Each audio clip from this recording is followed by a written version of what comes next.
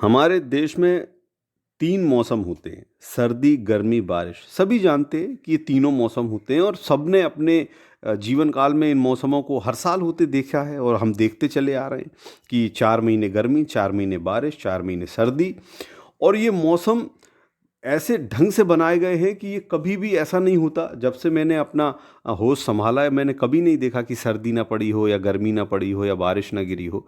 हाँ, कभी कभी थोड़ा सा कम ज़्यादा भले होता है, लेकिन निश्चित है कि गर्मी भी पड़ती है, सर्दी भी आती है, बारिश भी होती है। कभी ऐसा नहीं हुआ कि किसी साल गर्मी बिल्कुल ना पड़ी हो या सर्दी बिल्कुल ना पड़ी हो। और इसको ऐसे ढंग से बनाया गया है कि 4-4 महीने तीनों मौसम, और उन 4 महीने में भी 3 महीने मौसम पीक पे रहता है। और शुरू का जो 1 महीना रहता है उसमें वो मौसम बनने में उतना टाइम लेता है। वो 1 महीने का, जैसे अ, बारिश ख़त्म होगी तो ठंडी एकदम से नहीं शुरू होगी। पहले बारिश ख़त्म होगी, 15 दिन नॉर्मल सा मौसम रहेगा, और फिर 15 दिन में सर्दी आनी शुरू होगी होगी और 15 दिन में वो प्रॉपर ठंडी पड़ने लगेगी। फिर आगे के 3 महीने ज़ोरदार सर्दी रहती है। तो ये हर मौसम के साथ ऐसा है। लेकिन पिछले कुछ समय से मैं देख रहा हूँ कि ये जो दो मौसमों के बीच का जो 1 महीना होता है, जिसमें ना तो पिछला मौसम रहता है ना आने वाला मौसम ही ठीक से हो पाता है, वो एक एक मौसम से दूसरे मौसम में जाने का संधि काल होता है।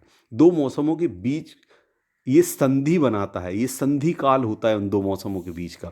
इसी समय में कुछ समय से मैं देख रहा हूँ कि लोगों में इतनी ज़्यादा घबराहट होने लगी है, इतने ज़्यादा अकुलाहट होने लगी है, इतने परेशान होने लगे हैं लोग। पता नहीं क्या हो जाता है लोगों को। जैसे ही एक मौसम से दूसरा मौसम आता है और बीच का जो समय होता है, और उसी मौसम में लोगों में बड़ी भयंकर प्रतिक्रियाएं शुरू होती हैं। जैसे गर्मी का जो है मार्च में शुरू होती है और अप्रैल तक आते आते प्रॉपर गर्मी पड़ने लगती है। फिर अप्रैल, मई, जून तक ज़बरदस्त गर्मी होती है, और जून में बारिश आने का एक प्रोसेस शुरू हो जाता है। तो बारिश एकदम से कभी नहीं आती, कभी 5 जून को ही बारिश हो जाती, कभी 10 को हो जाती, कभी 15 को होती, कभी कभी 20 को होती, लेकिन जून में बारिश हो जाती है, कन्फर्म है। लेकिन जब से ये मीडिया आया, सोशल मीडिया आया है, लोगों में पता नहीं क्या हो गया है। अगर कहीं गलती से 15 जून क्रॉस हो गया, 20 आ गया, 25 आ गया, अरे त्राहिमाम त्राहिमाम होने लगता है। लोग पता नहीं क्या क्या करने लगते हैं, ऐसे ऐसे अजीब अजीब टोटके करने लगते हैं। कहीं कोई मेंढकों की शादी कराने लगता है, कहीं कोई उल्टा हल लेके चलने लगेगा, है पता नहीं क्या क्या करने लगते हैं। उधर भगवान ऊपर से परेशान, वो अलग देख रहे हैं कि यार पता नहीं क्या हो गया, अपना कहीं कैलेंडर गड़बड़ तो नहीं हो गया। क्योंकि बारिश तो आई गई थी, बस अपन 2 दिन बाद तो बारिश करा ही रहे थे, लेकिन नीचे तो त्राहिमाम मचा हुआ है। पता नहीं लोगों को क्या हो गया है। ये देखो क्या क्या कर रहे हैं, वो भगवान ऊपर से परेशान है, नीचे देख रहे हैं लोग मेंढकों की शादी कर रहे हैं, उल्टा हल चला रहे हैं। एक आदमी तो मैंने देखा सोशल मीडिया पे, वो खेत में सूखी मिट्टी में लोट लोट कर रो रहा है और चिल्ला रहा है, हे भगवान बचा लो, बहुत गर्मी हो रही है, हे भगवान बचा लो, बारिश करा दो। भगवान ने देखा, अरे बोले ये तो बहुत गड़बड़ हो रहा है, पता नहीं क्या हो गया है। चलो भाई, अभी नहीं मान रहे हैं तो थोड़ा वो शुरू कर देते हैं। अब जब कह के कोई काम किया जाता है तो वो थोड़ा ज़्यादा हो जाता है। अब भगवान तो करने ही वाले थे बारिश, लेकिन आपने जो त्राहिमाम मचाया तो उन तक खबर पहुंच गई, तो उनने नल का खोल दिया। अब जब उनने खोला है तो फिर थोड़ा ज़्यादा हो जाएगा भाई, क्योंकि जब कह के किया जाता है कोई काम तो ज़्यादा होता है।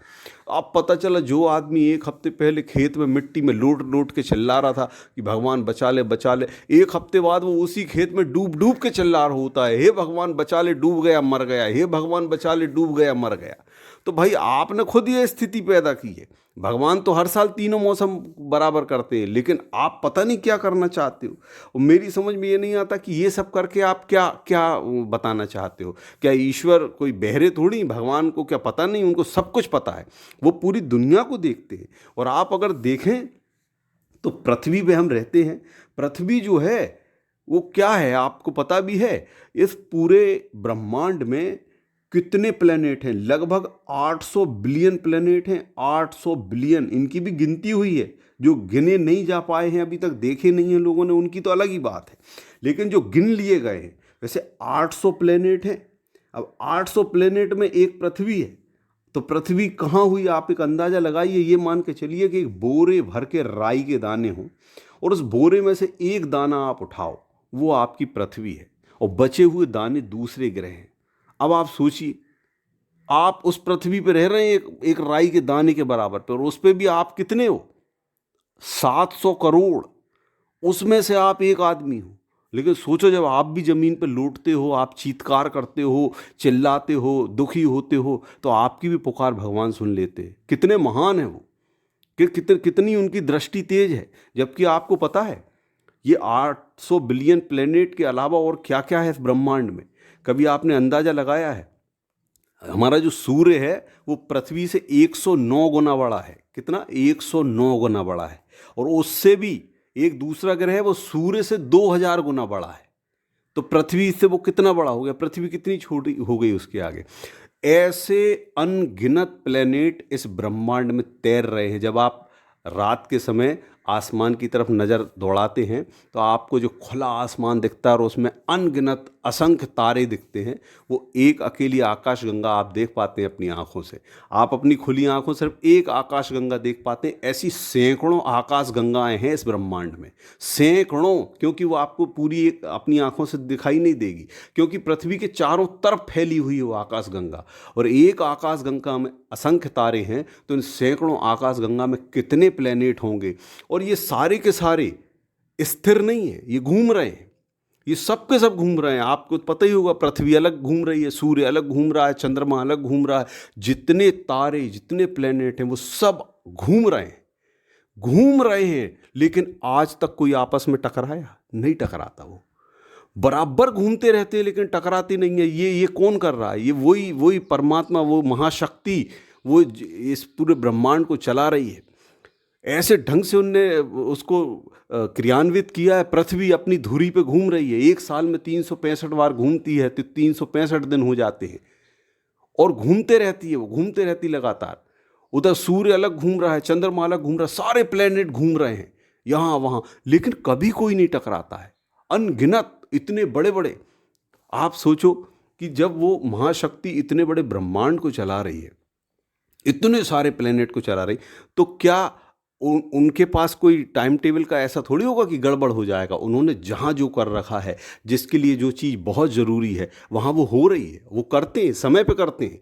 परमात्मा सबका ध्यान रखता है। लेकिन जब परमात्मा का बनाया हुआ इंसान इस तरह की हरकत करता है, चिल्लाता है, रोता है, चीत्कार करता है, तो उनको भी कहीं ना कहीं से थोड़ी सी पीड़ा हो जाती होगी। तो वो फिर सोचते होंगे कि लगता कुछ कैलेंडर में गड़बड़ी हुई है, कुछ गड़बड़ हो रहा है शायद, तो भाई चलो इनको थोड़ा सा ठंडी ज़्यादा लग रही, थोड़ा गर्मी तेज कर दो।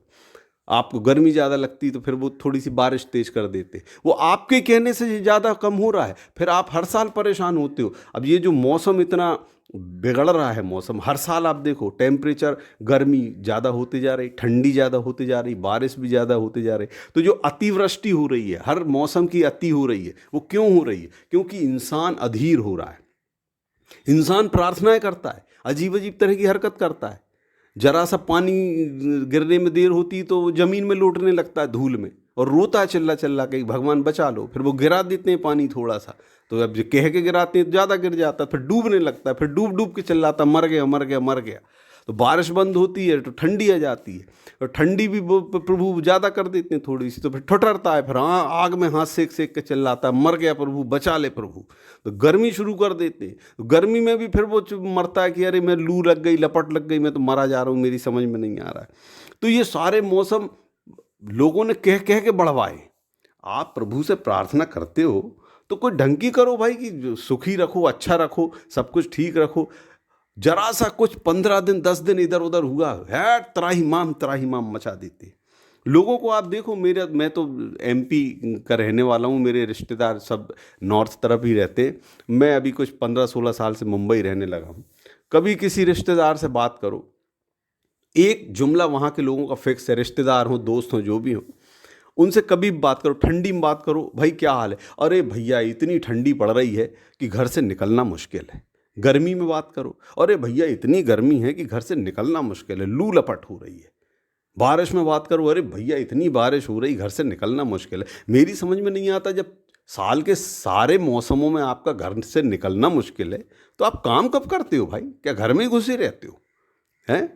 वो आदमी हर मौसम से त्रस्त है। जो मौसम रहता है उस मौसम से परेशान रहता है, अगले मौसम की प्रभु से प्रार्थना करते रहता है कि मैं इसमें बहुत परेशान हूँ, वो वाला कर दे। और जब वो आ जाता है तो उसमें परेशान होता है, फिर बोलता है प्रभु ये वाला बेकार है, वो वाला कर दे। मतलब वो किसी मौसम में सुखी रहता ही नहीं है, हर मौसम से तकलीफ होती है उसको, आनंद नहीं उठाता है मौसम का। अरे आप बड़े भाग्यशाली हो कि भारत में रहते हो, यहाँ पर 3 मौसम होते हैं। ये बड़े भाग्य की बात है कि बारिश भी आती है, सर्दी भी आती है और गर्मी भी आती है। बहुत सारे देश इस दुनिया में ऐसे हैं जहाँ 1 या 2 ही मौसम है, बारिश होती है और ठंडी पड़ती है। कुछ देशों में गर्मी होती है और बारिश आती है, वहाँ ठंडी होती ही नहीं। कुछ देश ऐसे हैं। मैं कुछ भगवान की कृपा है, अपने काम के कारण मैं एक कलाकार हूँ, तो मुझे कई देशों में जाने का अवसर मिला। मैंने बहुत सारे देश देखे, अफ्रीकन देश देखे, मैं इधर चाइना तरफ भी गया हूँ, मैं हांगकांग गया हूँ, और भी अलग अलग देशों में गया हूँ, Cape Town, Durban, Ethiopia, Kampala, Uganda, Nairobi, Kenya, इधर भी मुझे जाने को मिला। दोहा, दुबई, कतर गया मैं, तो काफ़ी देशों में मुझे जाने को मिला। तो मैंने देखा कि कहीं कहीं तो इतना गर्मी है कि हालत ख़राब हो जाती है लोगों की। कहीं पता चलता है कि साल भर ठंडी ठंडी रहती है, माइनस टेम्परेचर हो जाता है वहाँ पे, और बारिश होती है। कहीं कहीं बहुत बारिश होती है और गर्मी पड़ती है, ठंडी होती ही नहीं है। तो हम भारत में रहते हैं, हम बड़े भाग्यशाली हैं कि हमारे पास तीनों मौसम हैं। तो आप गर्मी का भी आनंद ले सकते हैं, ठंडी का भी आनंद ले सकते हैं, बारिश का भी आनंद ले सकते हैं। बस ये है कि वो मौसम प्रॉपर होते रहे, जो जितनी उनकी ज़रूरत है उतने हों, तो आप आनंद ले पाओगे। लेकिन आप ऐसे अधीर होकर, परेशान होकर, इस तरह की प्रार्थनाएं कर कर के उस मौसम को बढ़वाओगे ईश्वर से बोल के, तो फिर वो परेशानी का सबब बन जाएंगे। इसलिए मेरा आपसे बस यही निवेदन है कि प्रार्थना करना है प्रभु से, तो यही प्रार्थना करो कि प्रभु सब खुश रहें, अच्छे रहें, और मौसम जो है वो सब इतने रहें कि हम लोग उसको सहन कर पाएँ। तो वो तभी होंगे जब ईश्वर अपनी मर्ज़ी से करेंगे, और जब ईश्वर अपनी मर्ज़ी से करते हैं तो उतनी बारिश होती है जितनी आपको ज़रूरत है, उतनी गर्मी पड़ती है जितनी आपको ज़रूरत है, और उतनी ठंडी होती है जितनी आप बर्दाश्त कर पाते हैं। तो बस प्रभु के ऊपर छोड़ दो, इतने बड़े ब्रह्मांड को वो चला रहे हैं, तो वो इस पृथ्वी पे भी सदियों से ये मौसम रहे हैं और लोगों ने उसको एंजॉय किया है। तो आप भी एंजॉय करिए मौसमों को, और परेशान मत होइए, और ईश्वर पे भरोसा रखिए।